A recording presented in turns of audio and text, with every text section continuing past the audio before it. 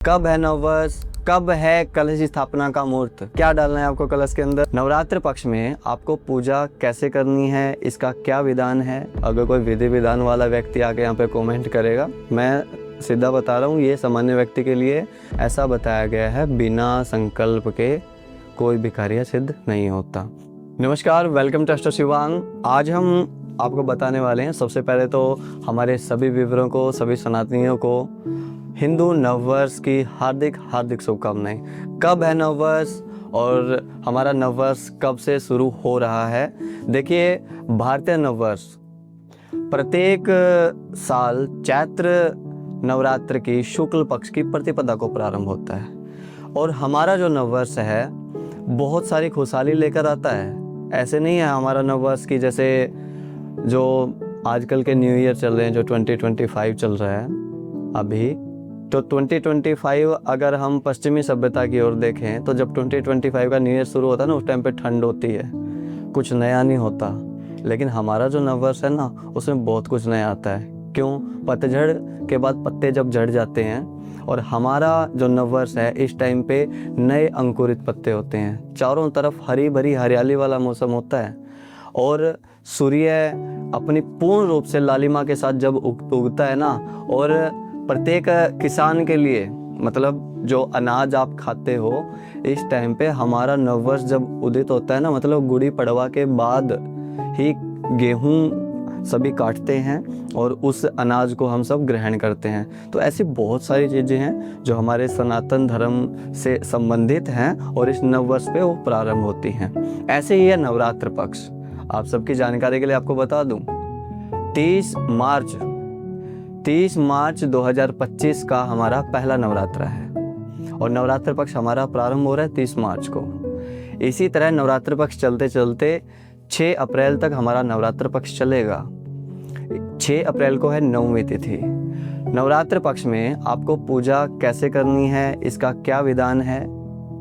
Basically Navratra के 9 दिन का जो अंतराल है ना, इसके अंदर माँ भगवती के 9 स्वरूपों की पूजा की जाती है।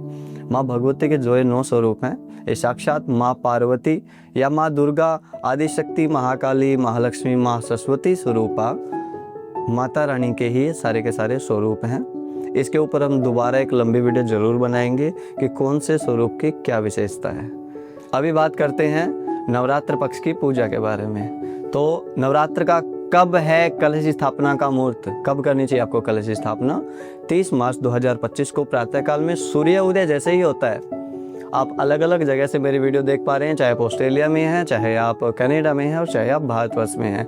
जैसे ही आपके यहाँ सूर्य उदय होता है, सूर्य उदय होते ही, मतलब जैसे हमारा सूर्य उदय होता है ना, ऐसे ही हमारा दिन प्रारंभ हो जाता है और सूर्य उदय होने के बाद ही तिथि ग्राह्य होती है। मतलब जिस तिथि में सूर्य उदय होता है वही तिथि मानी जाती है। और इस तिथि के अनुसार, मतलब 30 मार्च 2025 को हमारा नववर्ष प्रारंभ हो रहा है और नवरात्र पक्ष भी प्रारंभ हो रहा है। इसी दिन सुबह सुबह प्रातः काल में आपका मुहूर्त प्रारंभ हो जाता है। आपको कुछ नहीं करना है, सिंपल अपने घर पे कुछ बेसिक सामग्री जो हर एक व्यक्ति कर सकता है। देखिए, विधान से तो योग्य ब्राह्मण को आपको बुलाना पड़ेगा, परंतु अगर मैं बात करूं एक साधारण व्यक्ति के लिए, जो नॉर्मल और सामान्य व्यक्ति है, घर पे माँ भगवती की आराधना करना चाहता है, उसके लिए क्या क्या चीज़ें ज़रूरी हैं। सिंपल एक चौकी लें, उसके ऊपर लाल कलर का कपड़ा आप बिछाएं, माँ भगवती की जैसे भी प्रतिमा अपने सामर्थ्य के अनुसार आपके पास है उसके ऊपर विराजमान करें। उसके बाद उसके ऊपर एक प्लेट रखें, प्लेट के अंदर स्वस्ति या सिरी बनाएं। सबसे अच्छा रहेगा सिरी बनाएं। अगर आपको अपार धन लक्ष्मी चाहिए तो नवरात्र पक्ष में जो चौकी है उसके ऊपर सिरी बना के उसके ऊपर ही अखंड ज्योत रखें। अखंड ज्योत रखनी है, अखंड ज्योत प्रज्वलित कर देनी है माँ भगवती के सामने। माँ भगवती के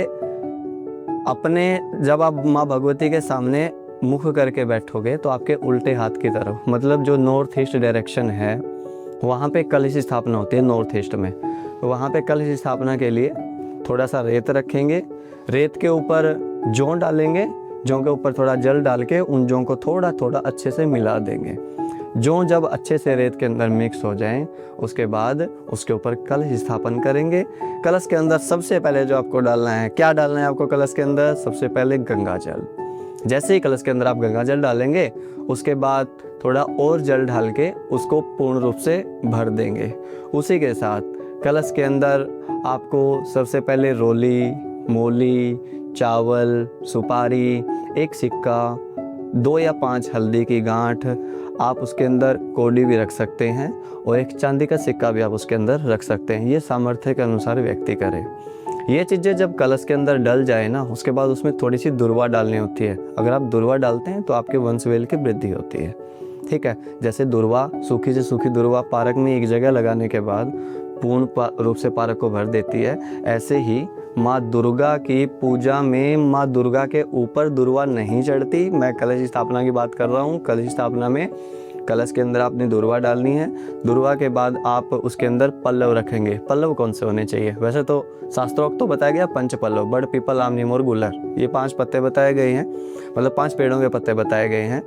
बेसिकली इनमें से कोई भी आपके पास मिले, आपको अशोका का पेड़ मिले या आम का पेड़ मिले, उसके मिनिमम 5, ज़्यादा से ज़्यादा 10-11 पत्ते आप रखिए जिसमें अच्छी खिलावट आए। उसके बाद आप उसके ऊपर ढक्कन रखिए। ढक्कन के ऊपर बहुत सारे लोग भूल जाते हैं, यह चीज़ छोड़नी नहीं है। ढक्कन के ऊपर चावल जरूर रखना है, क्योंकि ढक्कन के ऊपर जब चावल रखा जाएगा ना, तभी वो पूर्ण पात्र बोला जाएगा। उस चावल के ऊपर थोड़ा सा रोली या सिंदूर आप ज़रूर डाल लें, ताकि उनका कलर जो है सफ़ेद ना रह के लाल हो जाए, क्योंकि रक्त वर्ण माँ दुर्गा को बहुत ज़्यादा प्यारा है। उसके बाद आपको नारियल रखना है। लेकिन नारियल के लिए बहुत सारे लोग कंफ्यूज रहते हैं, नारियल कैसे रखना है, अपनी पूजा में नारियल कैसे रखना है। बहुत सारे लोग खड़ा नारियल कर देते हैं। आजकल यूट्यूब पे और या गूगल पे बंदा सर्च करता है ना, तो सामान्य उसको क्या आता है, प्रतिमा जो आती है ना कलश की, ऐसे खड़ा हुआ नारियल आएगा और स्वस्ति बनाएगा। लेकिन पूज्य गुरुदेव ऐसा कहते थे कि अगर व्यक्ति खड़ा हुआ नारियल रख के पूजा करता है ना, तो खड़ा हुआ नारियल रख के एक ही कर्म में पूजा होती है, वो मृतक है। ठीक है, तो खड़ा नारियल अपनी पूजा में भूल के भी ना रखें। नारियल का मुख किस तरफ होता है? नारियल का मुख उस तरफ होता है जहाँ पे नारियल की आंखें, अगर छोड़ने के बाद आप उसे प्रत्यक्ष रूप से देखोगे ना, बहुत सारे लोगों ने देखा होगा, जब हम तोड़ने के लिए छोड़ते हैं, जहाँ पे आंखें होंगी वो मुंह उस नारियल का आपकी तरफ होना चाहिए, खुद की तरफ, कलश पे रखते वक्त खुद की तरफ। ठीक है, इस चीज़ का ध्यान रखना है। और नारियल के ऊपर बांधना क्या है? वैसे तो अगर विधान के हिसाब से मैं देखूं तो 2.5 मीटर की माँ भगवती की चुनरी होती है।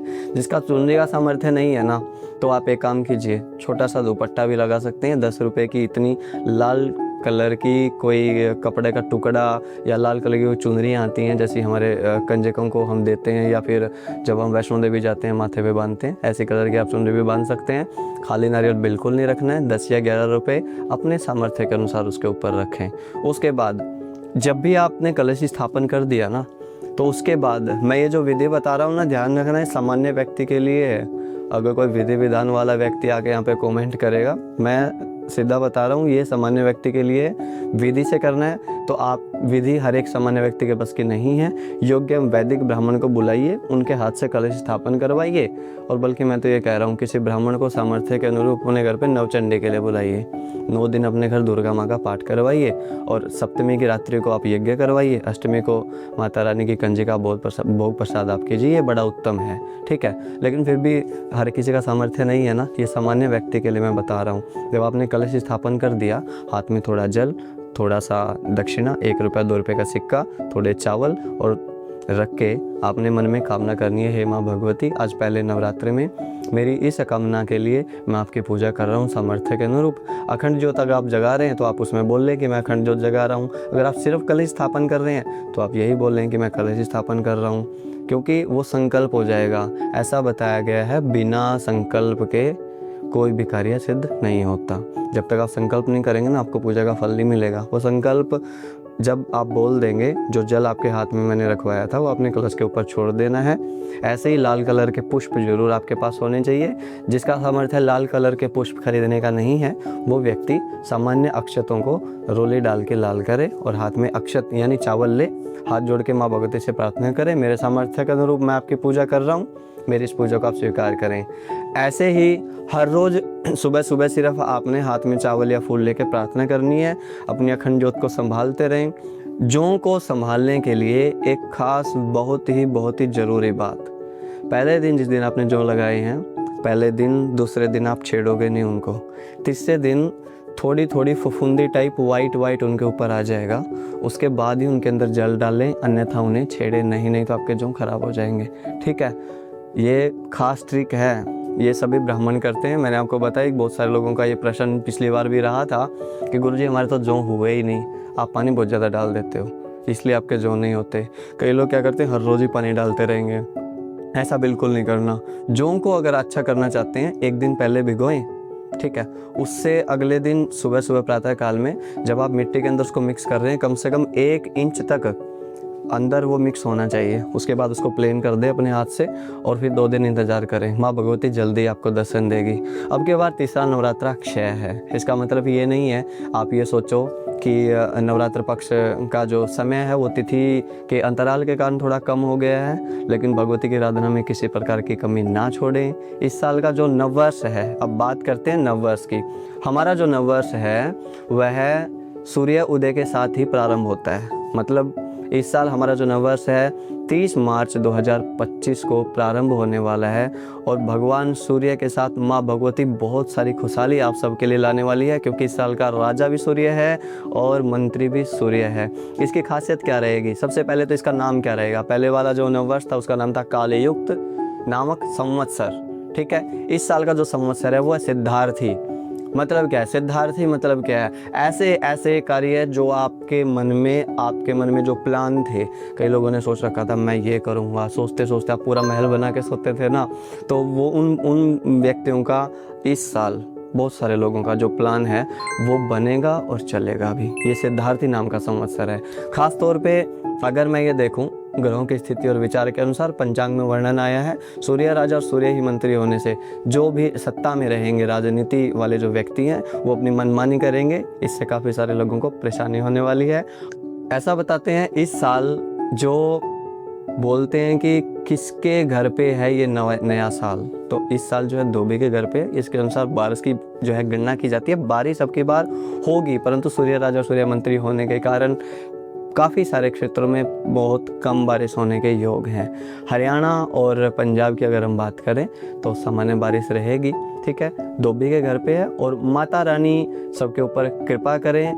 ज़्यादा डिटेल में अगर आप हमसे जानना चाहते हैं नवरात्र की जो विधि है या नवरात्र की पूजा का जो सामान है, वो आप हमें पर्सनल नंबर पर व्हाट्सअप करके फ्री ऑफ कॉस्ट नवरात्रि पूजा की छोटी सी जो सूक्ष्म विधि है वो और जो इसकी पूजा की सामग्री ले सकते हैं। कोई इशू नहीं है, नंबर पर व्हाट्सअप कीजिए। धन्यवाद। और हाँ, अगर आपको ये वीडियो अच्छी लगी और ऐसे ही हमारे सनातन धर्म से जुड़ी बहुत सारी इंटरेस्टिंग वीडियो आप पाना चाहते हैं तो जुड़े रहिए एस्ट्रो स्वांग यूट्यूब चैनल से। धन्यवाद।